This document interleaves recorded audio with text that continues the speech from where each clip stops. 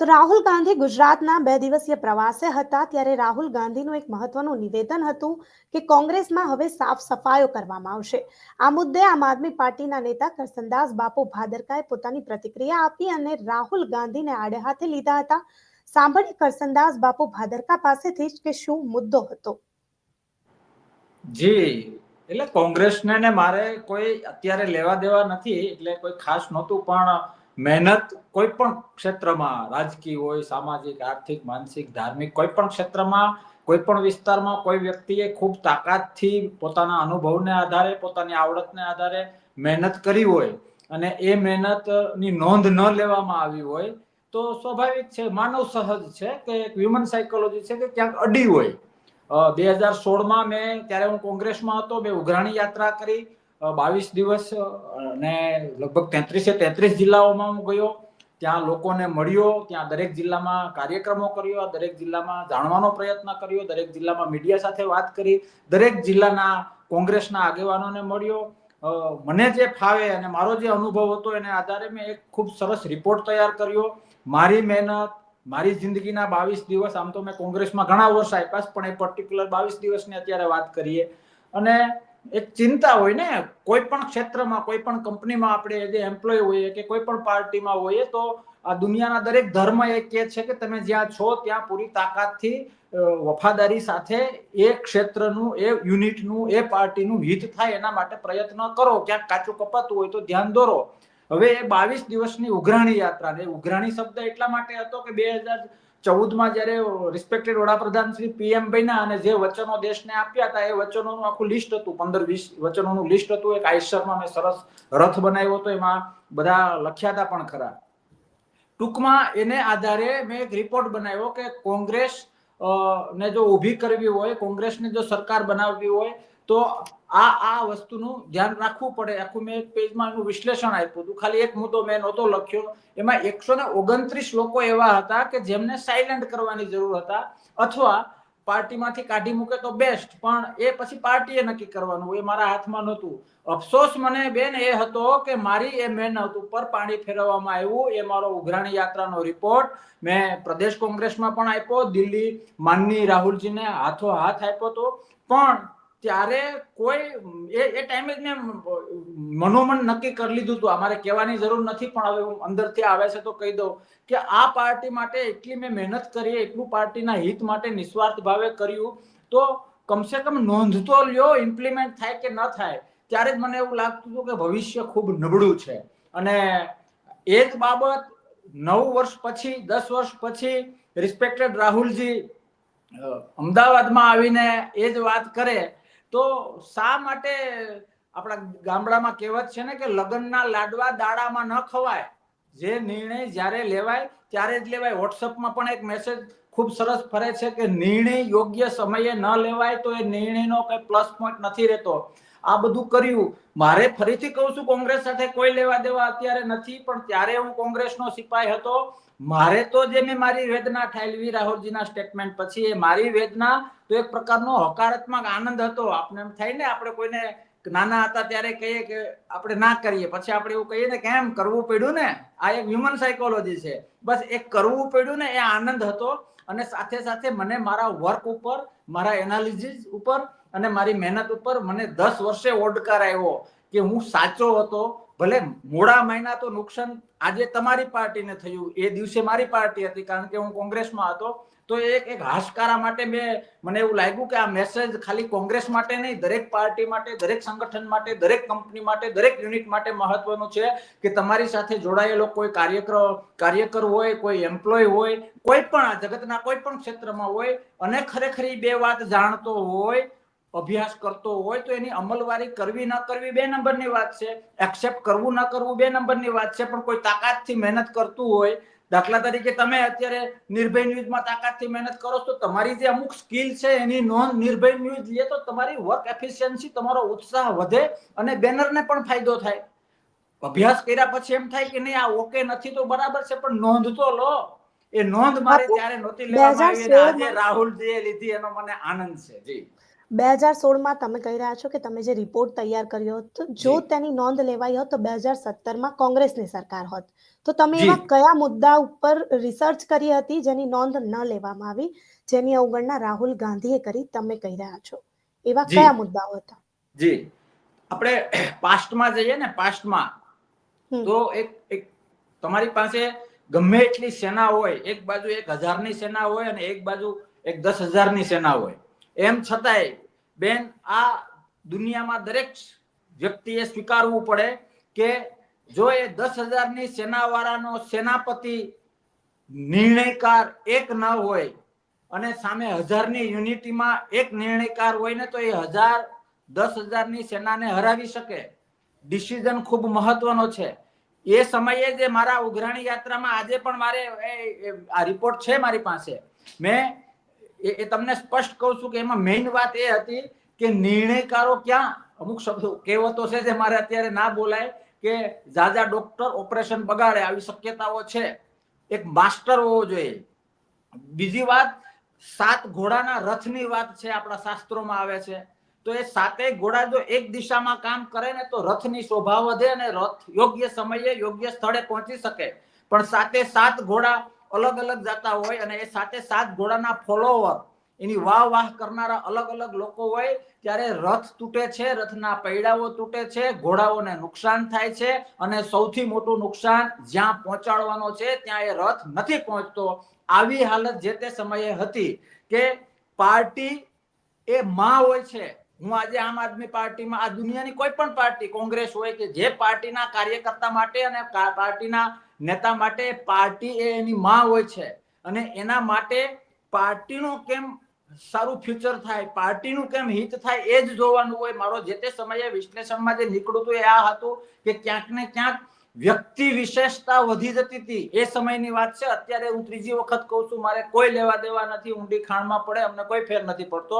પણ ત્યારે એ પાર્ટીમાં હું હતો ને, એ પાર્ટીમાં જે મને દેખાય અને જે પાર્ટીનું હિત દેખાય એ મારે કેવું, એ મારો ધર્મ હતો, એટલે મેં કહ્યું હતું.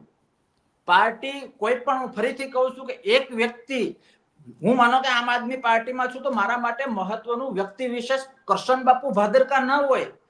મહત્વકાંક્ષા હોય, આ ફિલ્ડમાં હોય તો દરેકને મહત્વકાંક્ષા હોય, પણ એક નંબર ઉપર મારી આમ આદમી પાર્ટી હોવી જોઈએ. એમ કોંગ્રેસમાં હોય તો એક નંબર એ કોંગ્રેસ પાર્ટી હોવી જોઈએ. આ જગતની કોઈ પણ પાર્ટી હોય, એ બાબતનો ત્યારે અભાવ હતો. અત્યારની મને નથી ખબર, અત્યારે એ ઘરમાં હું રહેતો નથી, એ પાર્ટી મારી નથી. એટલે પહેલી વાત તો સૌથી મહત્વનું ત્યારે એ હતું કે અલગ અલગ ડિસિઝન મેકરો હતા. તમે અને હું એક પાર્ટીમાં હોઈએ તો તમને ફોલો કરનારા ઓટોમેટિક ક્યાંક ને ક્યાંક મારા વિરોધી હોય એવું મને ફીલ થતું હતું, જે જાહેર ક્ષેત્રમાં ન હોવું જોઈએ. બીજી બાબત, એ ટાઈમે 2016માં કાર્યકર્તાઓને જિલ્લે જિલ્લે જઈને જે હું મળ્યો કે જે પાર્ટીનો કોઈ હોદ્દો નથી, ખાલી આમ આદમી પાર્ટીમાં માને છે, બીજેપીમાં માને છે, કોંગ્રેસમાં માને છે, ખાલી પાર્ટીના આઈડિયોલોજીમાં માને છે, એવા હજારો લોકોને હું મળ્યો. એમણે એ બધાની વાત એ હતી કે અમારે વાજતે ગાજતે જાનમાં બેસવું છે, પણ વરરાજો ક્યાં, જાન જોડનારો ક્યાં, કહેવાનો મતલબ ડિસિઝન મેકર ક્યાં, એ બાબત હતી. પછી કોઈ પણ જિલ્લામાં જતા હતા તો પ્રોબ્લેમ એવો થતો હતો, બીજું બધું તો બરાબર છે, પણ આ માણસ આમ, આ માણસ આમ. હકીકતમાં એકમાં 30% શક્તિ હોય, એકમાં 70% શક્તિ હોય. 70 વાળો 30 નો વિરોધ કરે અને 30 વાળો 70 નો કરે ને, તો એ શક્તિ 100 માંથી 40% થઈ જાય. પણ બંને એકાબીજાને સમજે અને 70 અને 30 ભેગા થઈ જાય તો એ શક્તિ 100% થઈ જાય. એ બાબતનો જે તે સમયે અભાવ હતો. મુદ્દાઓ પણ એટલા બધા હતા એ ટાઈમે લોકો સુધી પહોંચવા માટેના. હવે હું માનો કે મારે તમારો બેન વિરોધ કરવો છે અને હું તમારા બાબતે વિરોધ કરું ને નેણ ચડાવવા કરું, તો એના એ વિરોધ નથી. પર્સનલી આખી અલગ વસ્તુ છે, પણ જાહેર જીવનમાં એ વિરોધ નથી. મારે લોકો સુધી તમારી વાત પ્લસ હોય તો પ્લસ પહોંચાડવી પડે, નેગેટિવ હોય તો નેગેટિવ પહોંચાડવી પડે. એને રિઝલ્ટ ઓરિએન્ટેડ વિરોધ કહેવાય. એ વિરોધ થતો નહોતો. મેં મારા લાસ્ટ વિડીયોમાં એ પણ કહ્યું છે, મેં ઘણા જૂના કટિંગો જોયા હતા. આ ખાલી બોલવા ખાતર, લખવા ખાતર મેં ઉઘરાણી યાત્રાના રિપોર્ટમાં નથી લખ્યું. કોઈ પણ જિલ્લાના તમે છેલ્લા 6 એ ટાઈમની વાત છે, હું ફરીથી રિપીટ કરું છું કે આ બધી વાત 2016ની છે. કોઈ પણ છાપામાં કે તમે જોવો, નાના મોટા ન્યૂઝ હોય, જોવો કોઈ પણ પ્રકારનો કાર્યક્રમ હોય, પણ એમાં ફેસમાં કોઈ ચેન્જ ન થાય.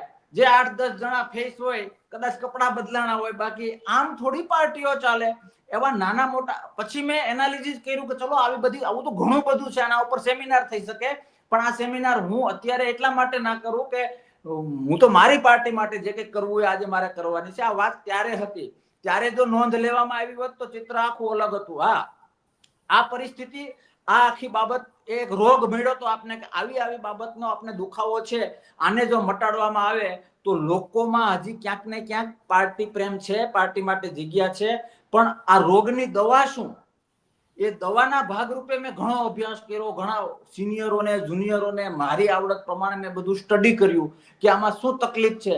તો બધા કે નહીં, બધું જ ઓકે છે, બધું જ ઓકે છે, લોહી નીકળ્યું નથી, કઈ વાગ્યું નથી, પણ મેં તમને ચપ્પાની અણી મારી, તમે મને ચપ્પાની અણી મારી, એટલે તમે તમારા સારવારમાં વ્યસ્ત છો, હું મારી સારવારમાં વ્યસ્ત છું, એને લીધે આપણી પાર્ટી ક્યાંક સાઈડમાં થઈ જાય છે.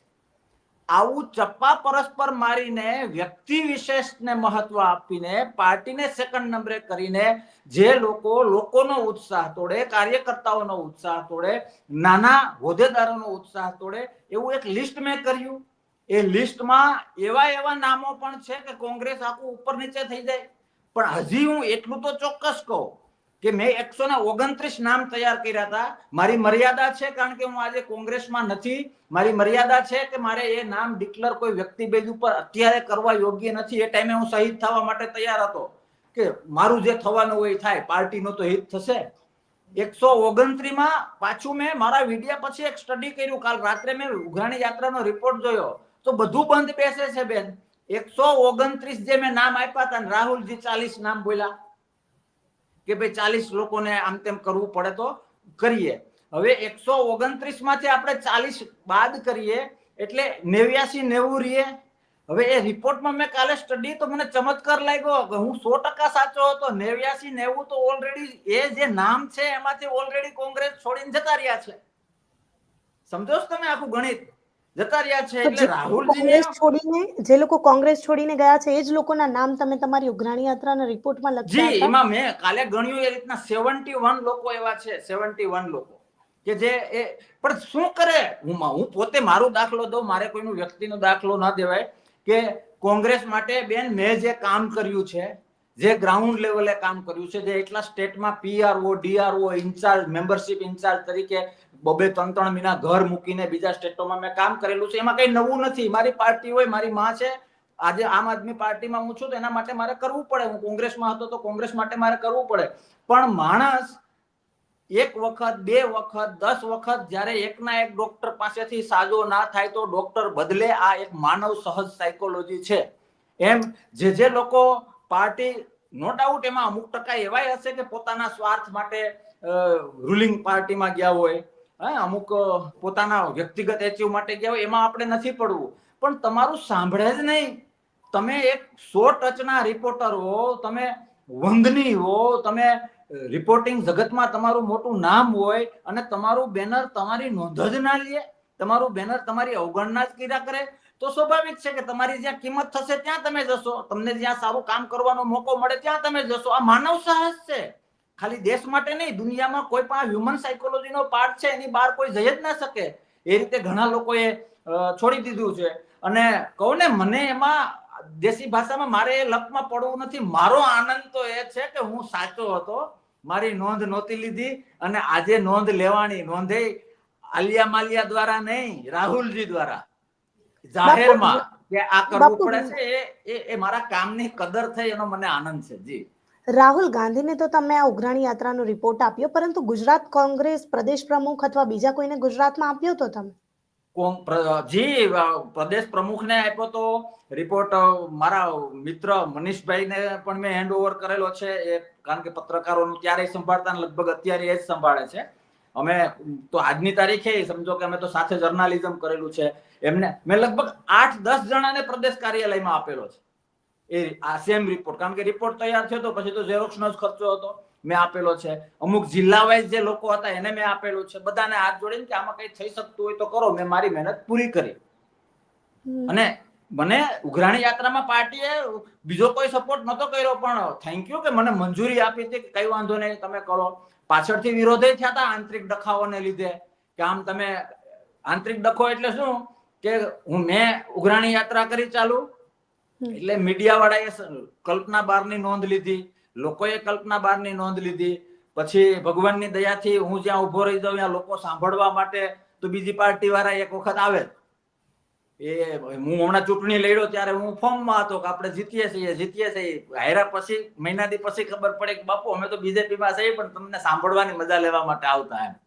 એટલે એ લોકોએ પાછળથી બહુ સરસ સક્સેસ ગયું. એટલે ઘણા નેતાઓ મને ફોને કરતા કે જે અત્યારે પ્રદેશમાં ખૂબ સારા એવા નામથી પેલું કરે છે, નામમાં માર નથી પડવું, મને ફોન કરીને કહે કે આ રીતે ન ચાલે, તમે ગમે એમ કરીને નીકળી જાઓ, આવું કરવું પડે, તેવું કરવું પડે, મંજૂરી લેવી પડે. મેં મંજૂરી લઈ લીધી છે આખા ગુજરાતની, મેં પ્રદેશ પ્રમુખ પાસેથી પરમિશન લઈ લીધી છે, ભરતસિંહ ત્યારે પ્રમુખ હતા, બધું કરી લીધું છે. તમે ફ્રી હો તો આવી જાઓ ને મારા બાપ, હુકામ મારા ઉત્સાહમાં ઘટાડો કરો. કહેવાનો મતલબ એમાં પણ મેં આ જોયું કે તમે મને ચપ્પાની અણી મારો છો, હું તમને ચપ્પાની અણી મારું છું, ને એમાં ક્યાંક ને ક્યાંક પાર્ટી સાઈડમાં દુખી થતી હોય. અને એ કદાચ એકબીજાને હવે ગમે એ કરે એનું મને દુઃખ નથી. હું ફરીથી રિપીટ કરું કે મારો આનંદ તો માત્ર એ છે કે હું સાચો હતો, મારો રાહ સાચો હતો, મારો રિપોર્ટ સાચો હતો, મારો અભ્યાસ સાચો હતો, મારું એનાલિસિસ એટલે કે વિશ્લેષણ સાચું હતું. અને જે તે સમયે સ્વીકાર્યું ના સ્વીકાર્યું, શું કામે ન સ્વીકાર્યું, એમાં મારે પડવું નથી અને મારા કામનું આજની તારીખે નથી. પણ સ્વીકારવું પડ્યું, જાહેરમાં કેવું પડ્યું, રિપોર્ટ પ્રમાણે ચાલવું પડશે. ભલે રિપોર્ટ નો એમ તો કોઈ જસ તો આ દુનિયામાં દે નહીં, બધા પોતપોતાની રીતે જ પેલું હોય, પણ વ્યક્તિગત મને આનંદ છે. અને દરેક ક્ષેત્રના દરેક પાર્ટીના લોકોને હું બે હાથ જોડીને વિનંતી કરું છું કે સારા ભવિષ્ય માટે, દરેક કંપનીને પણ વિનંતી કરું છું કે સારા ભવિષ્ય માટે તમારી પાસે કોઈ ખરેખર મહેનતુ અને નજર પડે એવો માણસ હોય તો એની કદર કરજો. અને પેલી દેશી કહેવત છે ને કે કોઈ કામ કરીએ એ બેસ્ટ છે, પછી જખ મારીને કરવું પડે એના કરતા પ્રેમથી કરવું સારું.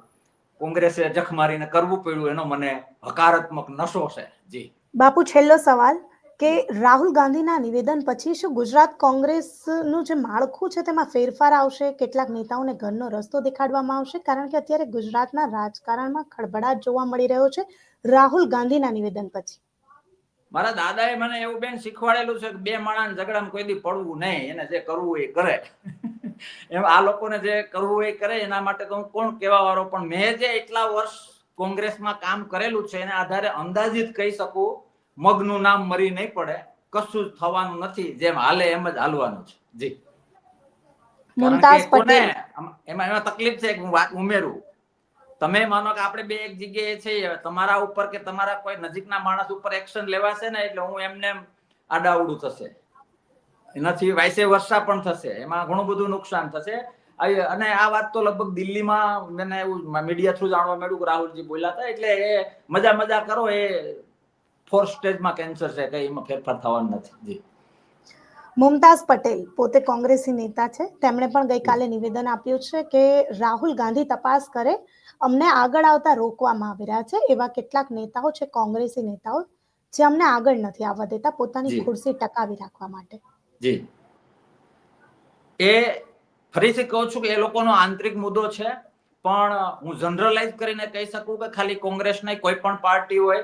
હું એક સરસ વાત વર્ષોથી કહેતો આવ્યો છું કે કોઈ પાર્ટી, એમાં હું કોંગ્રેસ અને ભાજપનું ઉદાહરણ પણ દઉં છું, કોઈ પાર્ટી કે કોઈ સંગઠન કે કોઈ સમૂહ કે કોઈ ગ્રુપ ડાઉન થાય કે અપ થાય એનું એક કારણ હોય છે. જે ગ્રુપમાં, જે સંગઠનમાં શક્તિની કિંમત થાય એ ગ્રુપ, એ સંગઠન અપ થતું હોય છે. આ જગતની કોઈ પણ સક્સેસ વ્યક્તિ, કંપની, પાર્ટી, સંગઠન, ગ્રુપ, કોઈ પણ વસ્તુ તમે અભ્યાસ કરી લેશો એટલે આનું રિઝલ્ટ હું જે કહું એની વાસ્તવિકતા સમજાઈ જશે. અરે સાહેબ, જે ઘરની અંદર તાકાત વાળો માણસ ઘરનો વહીવટ ના કરતો હોય, ડફોડ કરતો હોય ને, એ ઘર નથી ચાલતું તો સંગઠન ક્યાંથી ચાલે? કહેવાનો મતલબ શક્તિ પ્રમાણે કામ આપનાર હંમેશા સફળ થાય છે. પણ તમારામાં શક્તિ છે, પણ વ્યક્તિગત તમે મારી સાથે તમને અડેલી છે એટલે હું તમને ચાન્સ ના આપું. કહેવાનો મતલબ શક્તિને નજરઅંદાજ વ્યક્તિના સ્વાર્થ માટે કરવામાં આવે ત્યારે એ સંગઠન ક્યારેય આગળ આવી નથી શકતું. પછી એ ખાલી રાજકીય હોય કે આ જગતનું કોઈ પણ ક્ષેત્ર હોય, બધાને ભગવાનને પ્રાર્થના કરીએ કે બધાને સદબુદ્ધિ મળે. તમારે મારા વ્યક્તિગત ભલે વાંધો હોય પણ સંગઠન બેઝ ઉપર તમારામાં જો શક્તિ હોય અને હું સંગઠનને સાચો પ્રેમ કરતો હોઉં તો મારા દુશ્મન હોય તો ભલે દુશ્મન હોય પણ શક્તિશાળીને મારે યોગ્ય સ્થાન આપવું જોઈએ એવું હું સ્પષ્ટ માનું છું. જી આભાર બાપુ, અમારી સાથે જોડાવા બદલ. આશા રાખી રાહુલ ગાંધીના નિવેદનને ગુજરાત કોંગ્રેસનું જે માળખું છે તે ધ્યાને દોરે અને ગદ્દાર જે નેતાઓ ભર્યા છે તેમનો સાફ સફાયો કરે.